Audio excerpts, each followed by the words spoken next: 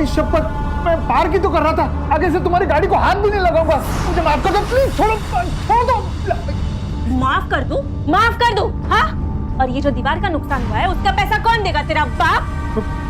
औकात 2 पैसे की नहीं है और नुकसान हजारों का करा दिया। कितने पैसे चाहिए? मेरे पास है ना पैसे, मैं देता हूँ ना। ये लो, ये लो। इन पैसों से दोनों में से कोई भी एक ही चीज ठीक हो सकती है, या दीवार या गाड़ी। गाड़ी को तो हाथ लगाने के बारे में ना सोचना भी मत। इन पैसों से दीवार ठीक करा देना। अब घूर क्या रहे हो? कळलं आलं लक्षात लोखंडे? दीवार ठीक हो जानी चाहिए। जाओ अब। अगं दिव्या, कशी बोलते? क्या बदतमीजी है ये?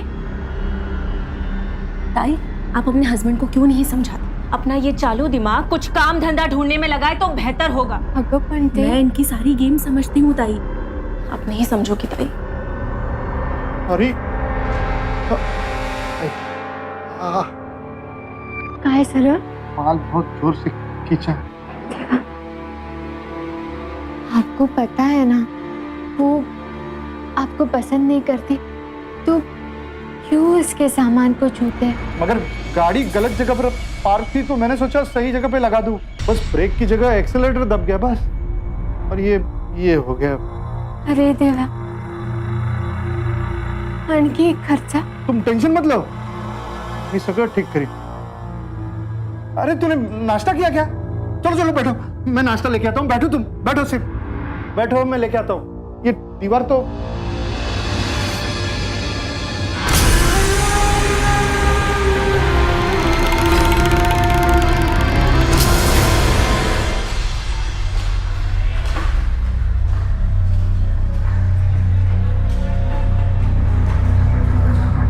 मैडम, एक गाड़ी आपको कल ही मिल पाएगी।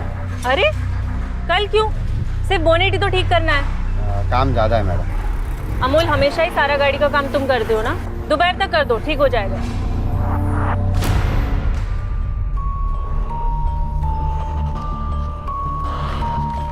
ये दवाई। ये हॉस्पिटल ये एरिया का तो नहीं है? हाँ, यहाँ पैसे की अरेंजमेंट करने आया था तो सोचा उसी वक्त दवाई भी ले चलो, है ना? हाँ।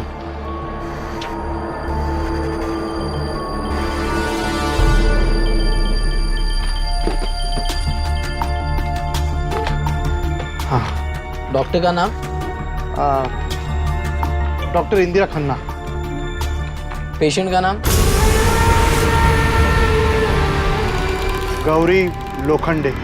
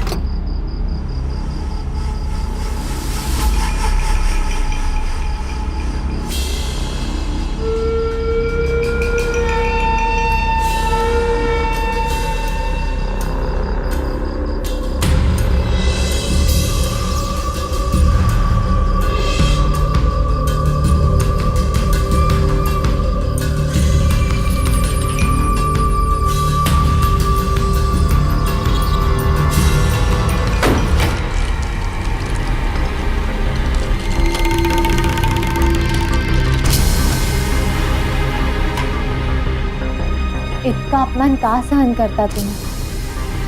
हम लोग कहीं और क्यों नहीं चलते?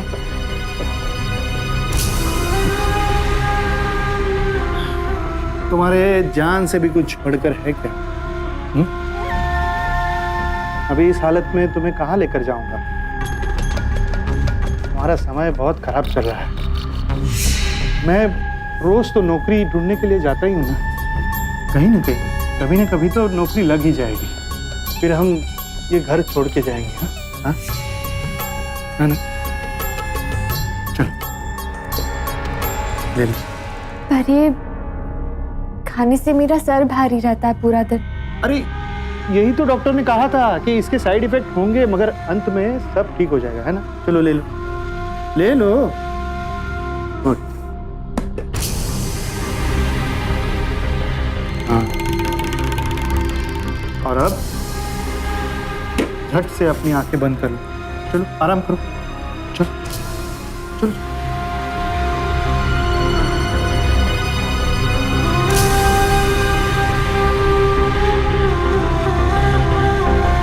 शाबाश।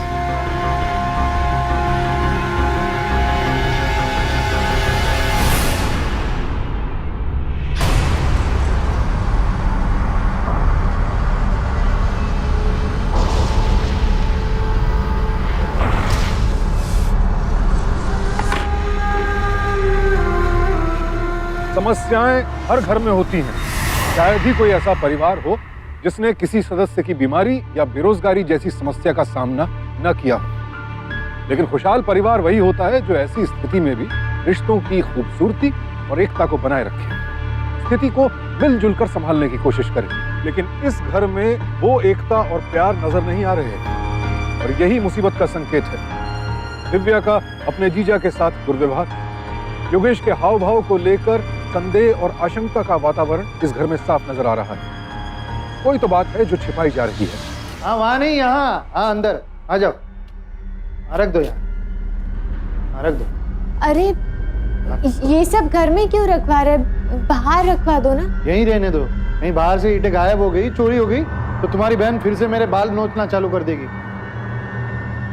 लो आ गई। ताई, मुझे आपसे कुछ बात करनी है। बोलना। ताई मैं शादी कर रही हूँ। सुमित आओ ना।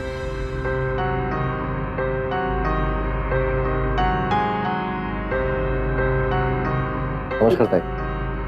ताई ये सुमित है, कुंदवा में रहता है और इसका अपना घर है। हम दोनों एक दूसरे को 2 साल से जानते हैं। अरे और इसके घर वाले? सगं बोलणं झालंय। बस कल वहां आपको जाकर सगाई की रस्म पूरी करनी है। और लोखंडे वहां जाकर अपना ये मुंह ना बंद रखना। सारी बातें ताई करेगी। दिव्या, आप लोग बातें करो, मुझे कुछ काम याद आ गया है, मैं चलता हूँ, उनसे मिलता हूँ बाद में। ताई, ये तुम। मैं आती हूँ 2 मिनट। 1 मिनट दिव्या, कौन था ये लड़का? 4 दिन मिले नहीं और घर बसाने लगी। उसके सामने मेरे पति का अपमान कर रही है। किसी के सीधेपन का इतना फायदा मत उठाया करो, एक दिन बहुत भारी पड़ेगा। सीधा सीधा माय फुट। एक नंबर का फ्रॉड इंसान है ये। मन तो करता है इसका मुंह नोच लो, इसकी सारी सच्चाई आपको बता दूं। ताई आप बहुत भोली हो और ये बहुत घटिया है। देखो कैसे घूर रहा है। क्या है? हाँ क्या है? घूर क्या रहे हो? क्या करेगा? क्या करेगा पता? तू चल यहां से, मुझे कुछ बताना है तुझे। चल।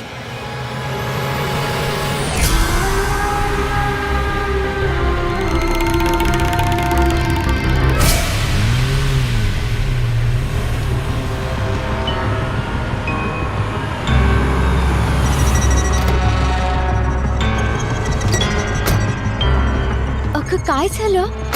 इथे का आलो आपण?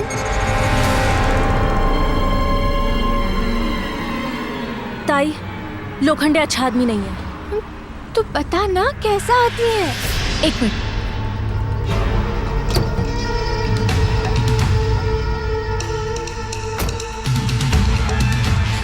ताई हे बघ, एवढे पैसे? ताई मैंने मेहनत करके सेविंग करके अपनी ज्वेलरी को बेच के 3 लाख रुपए सेव किए अपनी शादी के लिए, क्योंकि मैं आप दोनों पर किसी भी तरीके का बोझ नहीं डालना चाहती।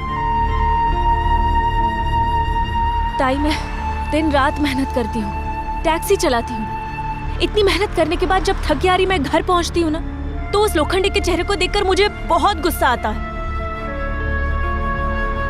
ताई मैं आपसे बहुत प्यार करती हूँ, बस आपको सच बताने से डरती हूँ। कौन सा सच? बताती क्यों नहीं, क्या सच है? ताई लोखंड चलो रिक्शा ले, घर ही चला, चुपचाप ऑटो में जाके बैठो और घर चलो। चलो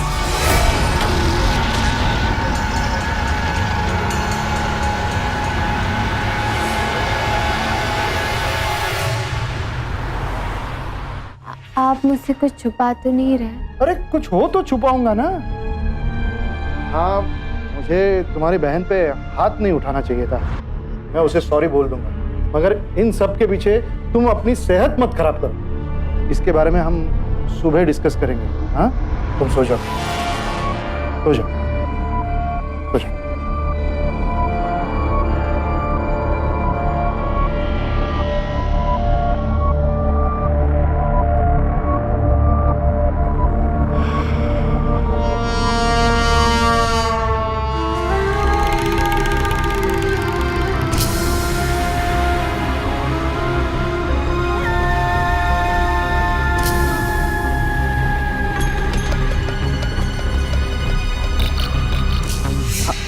देखो दिव्या, देखो फोन मत कट करना। देखो मुझसे गलती हो गई, मुझे तुम पर हाथ नहीं उठाना चाहिए था भाई, सॉरी। घर वापस आ जाओ। अच्छा मेरा नहीं सुनोगी, अपना ताई का तो सुनोगी? हाँ, एक मिनट होल्ड करो, एक मिनट होल्ड करो। गौरी, गौरी उठ जाओ, ये दिव्या का फोन है, उसको बुलाओ, घर पे बुलाओ। अगर तुम बुलाओगी तो वो जरूर आएगी। बोलो। लवकर ये दिव्या, जल्दी आजा, ताई तुझ्या खूप प्रेम करते। तू ये मग बोलूया आपण। हाँ, ये लवकर।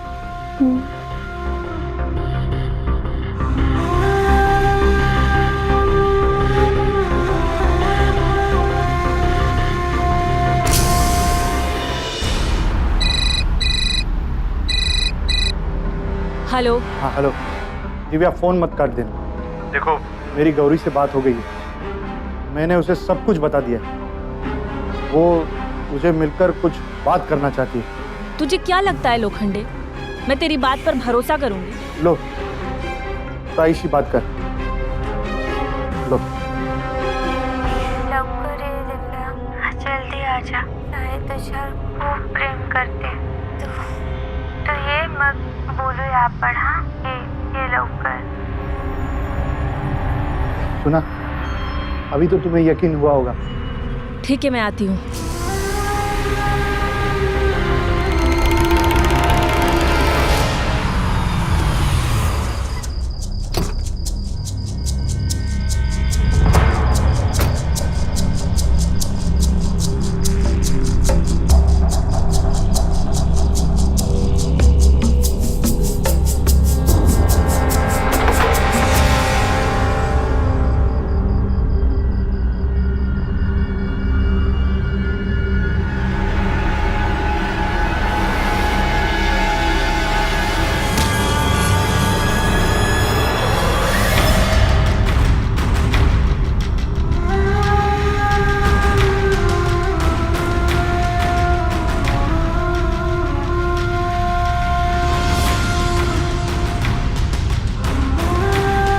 रोजमर्रा की जिंदगी में हम कई संकेतों का सहारा लेते हैं। चौराहे पर लाल बत्ती रुक जाने का संकेत है।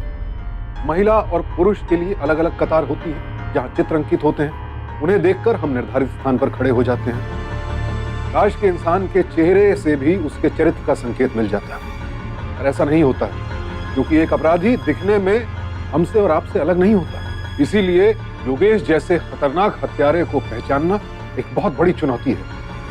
दिव्या अपने जीजा की जिंदगी से जुड़ा कोई बड़ा राज जानती है। ये निर्मम हत्या उसी राज को दबाने की कोशिश है। क्या है वो राज, और इस राज को दबाए रखने की कोशिश और कितने लोगों के लिए खतरा बनेगी?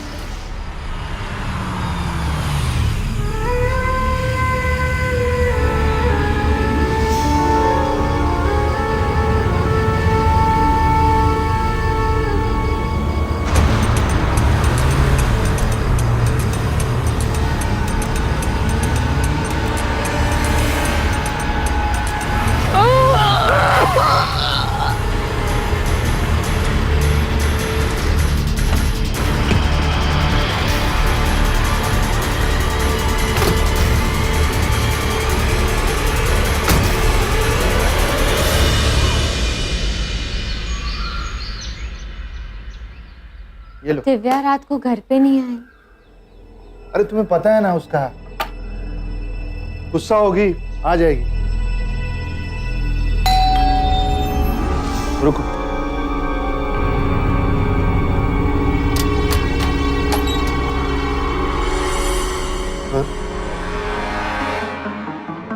क्या हुआ सर?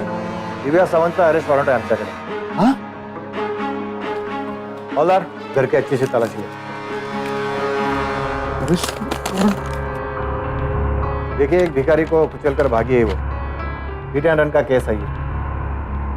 कहाँ छुपा के रखा है उसे? नहीं सर। नहीं सर, गलती हुई होगी। दिव्या ऐसा नहीं कर सकती। हाँ बिल्कुल सर, वो बहुत सेफ गाड़ी चलाती है। आपसे ही कुछ गलती हुई है। कोई गलती नहीं हुई है। पुलिस ने ऑलरेडी गाड़ी सीज करके रखी। हाँ? फरार हो चुके वो। देखिए, दिव्या सावंत के जितने भी रिलेटिव्स, बॉयफ्रेंड, फ्रेंड, जो भी है, सबके मुझे नंबर चाहिए। हाँ हाँ बिल्कुल, दे दो।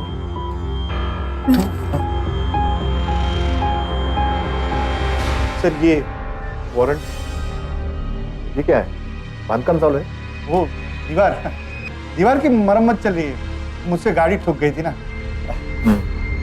आपको तो पता है आजकल कितनी कच्ची दीवारें बनती है। बस सर, अंदर कोई नहीं मिला।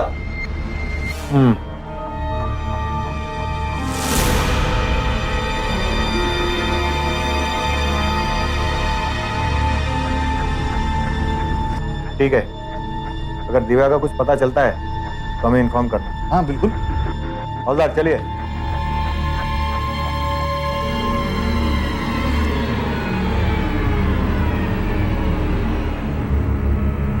आपको भी लगता है कि दिव्या ने ऐसा किया होगा?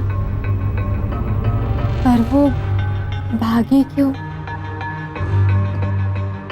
पता नहीं,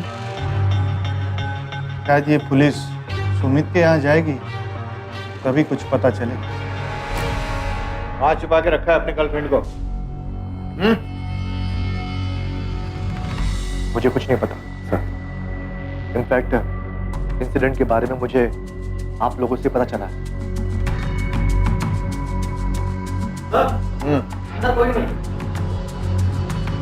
देखो, पुलिस की नजर तुम्हारे ऊपर है। जो कुछ भी पता चलता है तो हमें इन्फॉर्म करना, समझे? चलो।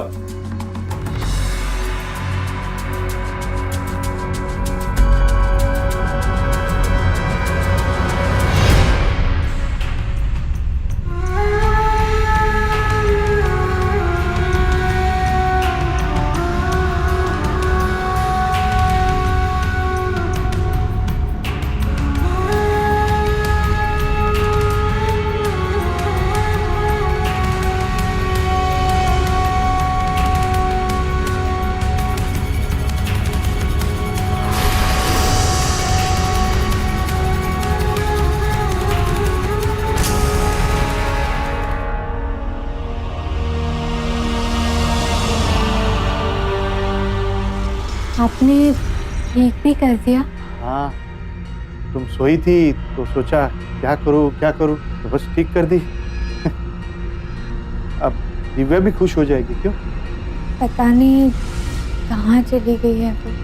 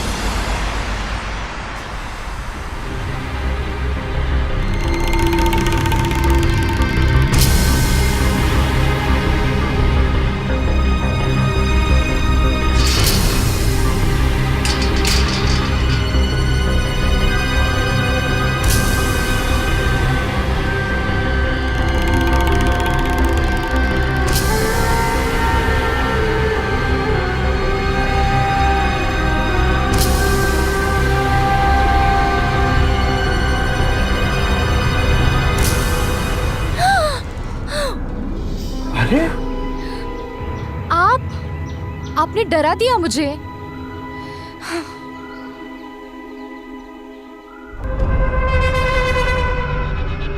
मैंने आपसे कहा था ना, मुझे इन गहनों में कोई इंटरेस्ट नहीं है। अभी लाया हूं तो ले लेना। घे। दया, आप बैठिए, मैं आपके लिए पानी लेके आती हूँ।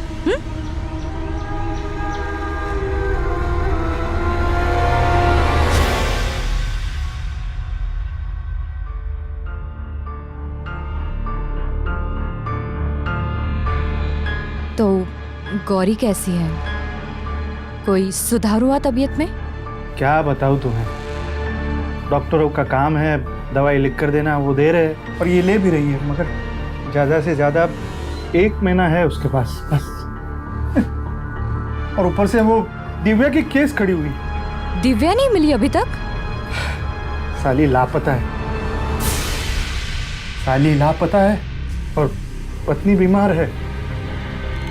मेरा ना टाइम ही खराब चल रहा है बस।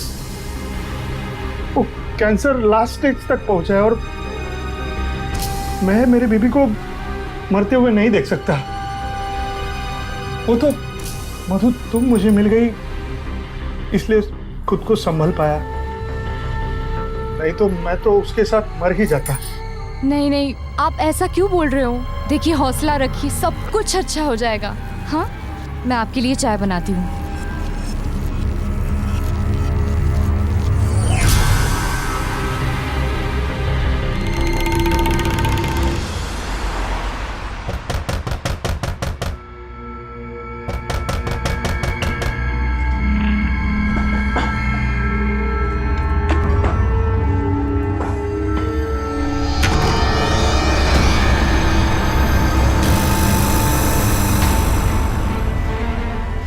तुमने गायब किया दिव्या को? हाँ, अगर दिव्या नहीं मिली ना तो तुम्हारे बारे में ताई और पुलिस सबको बोल दूंगा। मैं कल फिर आऊंगा, कल तक का समय है तेरे पास, वरना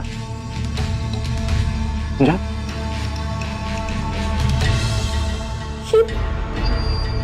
क्या हो रहा है इस घर में? क्या बोल कर गया है वो? ये अपनी दिव्या की वजह से सुमित जरा डिस्टर्ब हो गया।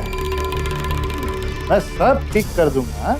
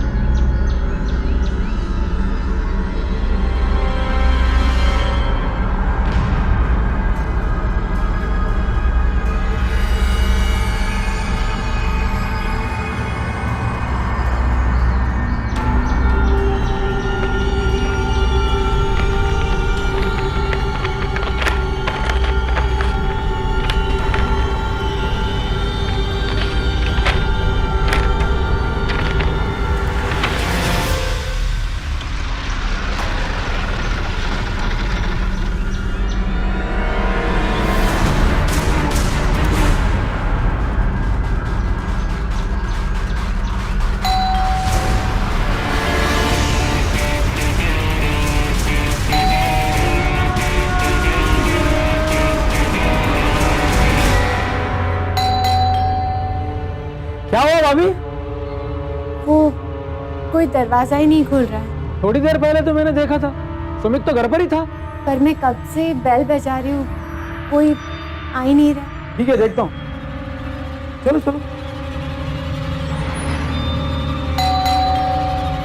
सुमित, सुमित, सुमित, सुमित, लगता है दरवाजा तोड़ना पड़े। चलो।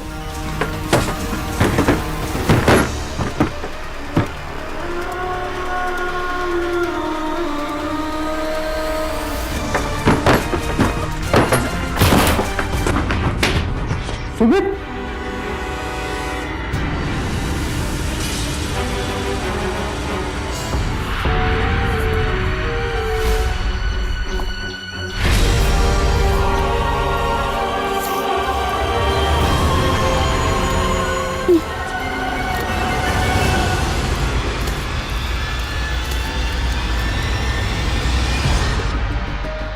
भाभी जी मैंने पुलिस को इन्फॉर्म कर दिया और सुमित के घर वालों को भी फोन करके बोल दिया।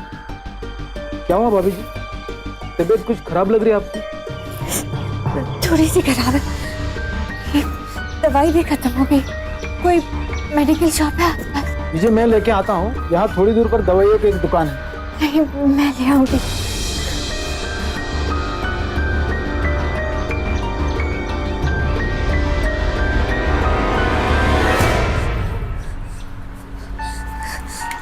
भैया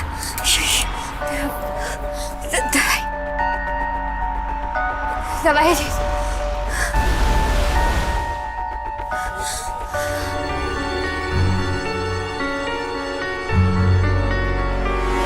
मैडम आप ठीक है? पानी पीजिए।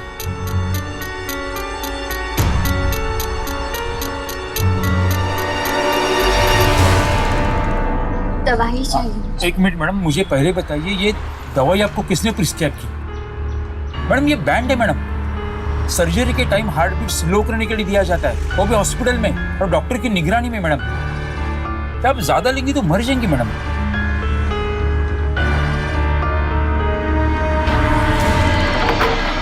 थक गया मैं, अरे थक गया।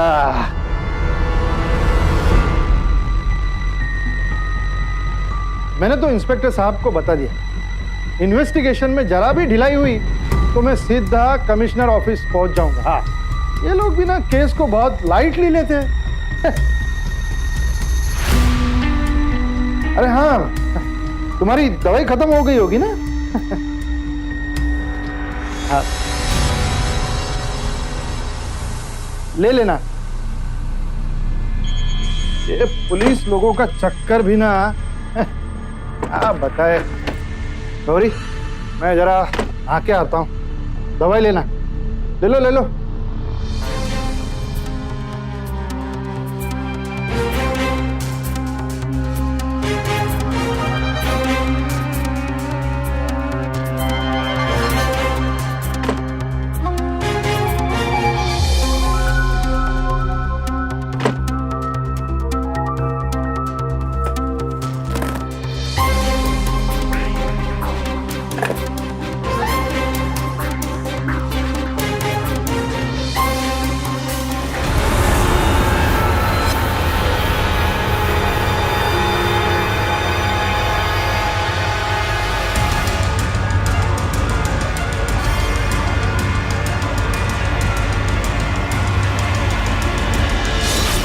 हे बघा, थोड़े पैसे सेविंग करके अपनी ज्वेलरी को बेचकर 3 लाख रुपए सेव किए अपनी शादी के लिए।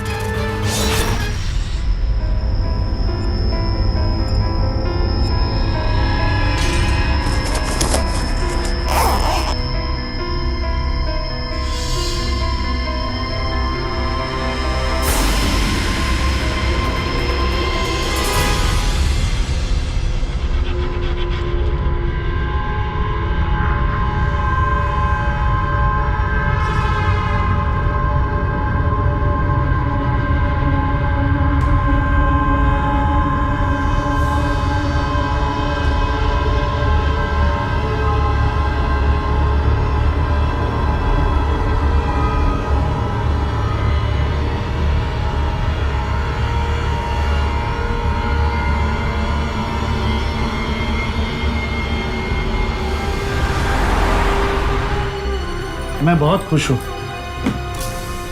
तुम माँ बनने वाली हो ना। वो प्रेगनेंसी किट ने तो कंफर्म कर ही दिया है। अभी डॉक्टर की रिपोर्ट भी आ जाएगी। हाँ हाँ। चलो मैं निकलता हूँ। हाँ? ठीक है। और सुनो, बिल्कुल आराम करना है अभी से। जी। और कोई बैग वगैरह रख लेना।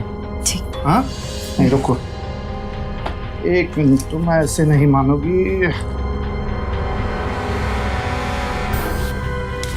ये रख लो, रख लो, रख लो। रखो, और बाई लगा लेना। ठीक है। ठीक, चलो आता हूँ। जी। Take care, bye.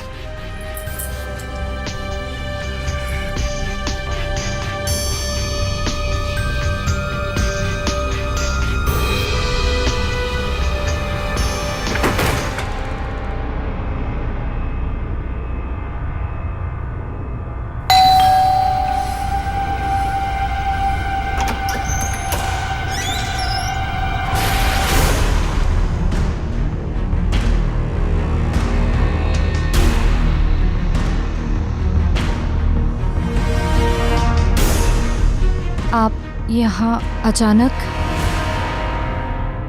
बधाई देने आई थी।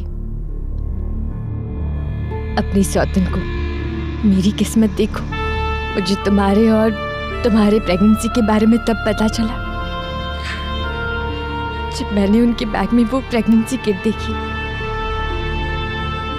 वरना मुझे कभी पता नहीं चलता कि मेरा पति मुझे धोखा दे रहा है। नहीं देखिए, हम आपको बताने ही वाले थे, पर आपकी तबीयत। मेरी तबीयत? इस एक कागज ने उस आदमी का पूरा सच सामने ला दिया। 2 साल से मुझे नशे की गोलियां खिला रहा था, मारना चाहता था मुझे।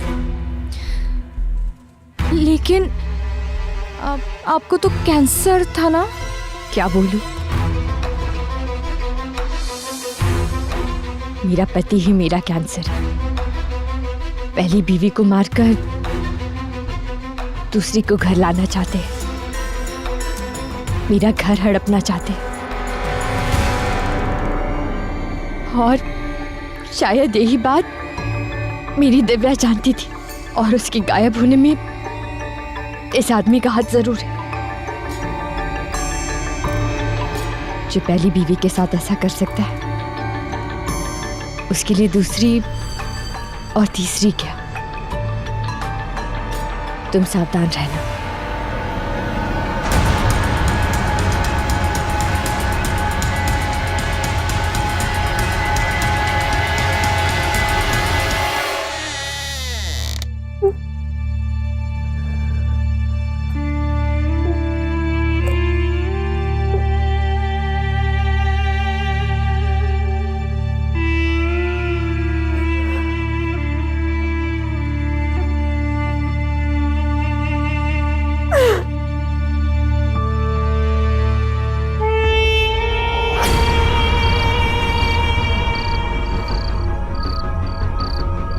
अरे मधु,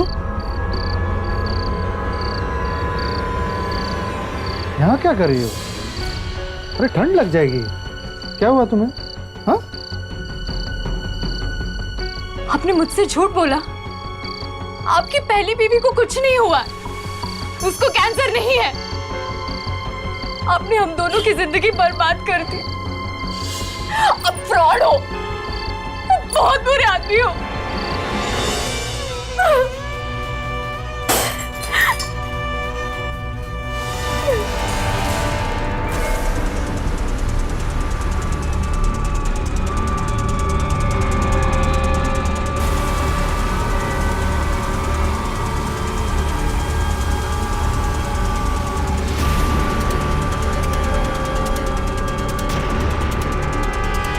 गौरी ने मुझे सब कुछ बता दिया। ओ, यहाँ आई थी?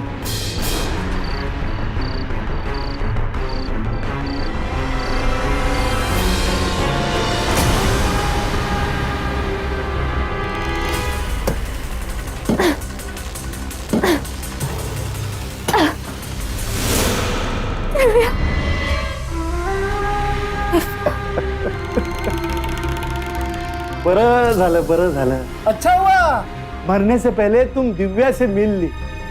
अब दिव्या की आत्मा को भी शांति मिल जाएगी।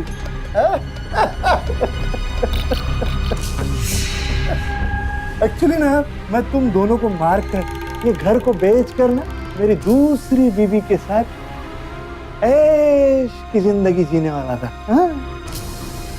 मगर अब सब तुम जान गए ना। हाँ? ये दिव्या भी सब जानती थी, मेरी दूसरी बीवी है। हाँ? उसे ये भी पता था कि मैं इस घर के लिए किसी को भी मार सकता हूं। मगर तुम्हारी खराब तबीयत के चलते उसने सच बताने में देरी कर दी ना। अब देखो ना, जो भी मेरा ये राज जान गया वो सीधा ऊपर पहुंच गया, समझी?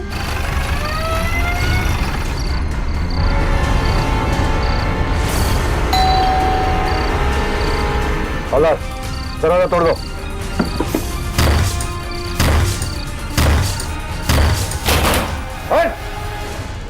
तुम्हारा सर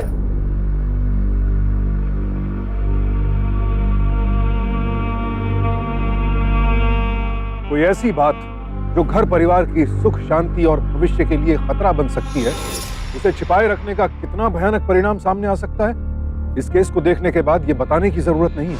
अगर कोई ऐसी बात आपकी जानकारी में है जो परिवार के लिए मुसीबत बन सकती है, उसे फौरन सबके सामने रखिए। कह देने से बात बिगड़ जाएगी, ये सोचकर चुप रहना बात को और बिगाड़ सकता है, जैसा कि इस केस में हुआ। दिव्या ये सोचकर चुप रही कि बात खुल गई तो दीदी पर क्या बीतेगी, उन्हें दुख ना पहुंचे, इस डर से वो इतना बड़ा राज अपने दिल में छिपाए बैठी रही। अगर दिव्या ने वक्त रहते सच्चाई सबके सामने रख दी होती तो योगेश जैसा नीच और लालची अपराधी 4 लोगों की जिंदगी तबाह नहीं कर पाता। इसीलिए कहते हैं कि समझदारी चुप रहने में नहीं, वक्त रहते बोलने में है। सावधान इंडिया, डर कर नहीं, डट कर।